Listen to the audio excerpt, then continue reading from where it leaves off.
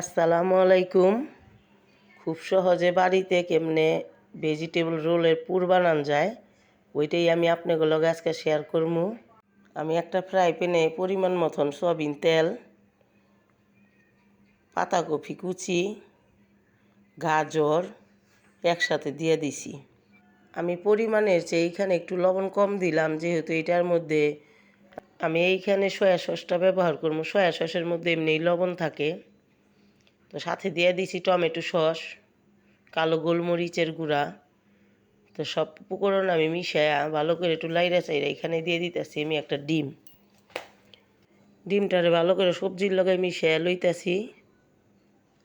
হয়ে গেলে এখানে আমি দিয়ে দিব নুডলস। যেহেতু আমি আজকে সবজির লগে নুডলস দিয়ে পুরটা রেডি করবো, তো আমি আগের থেকেই নুডলসটা সিদ্ধ করে লইছি। আমি এইখানে মোটা নুডলস লইছি, আপনারা চাইলে চিকনটাও লইতে পারেন।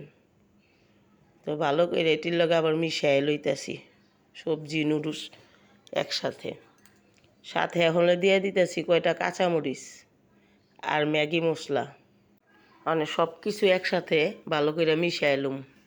ভালো করে লাইরা চাইরা এখানে আমি সব শেষে দিয়ে দেব কয়েকটা ক্যাপসিকাম কুচি।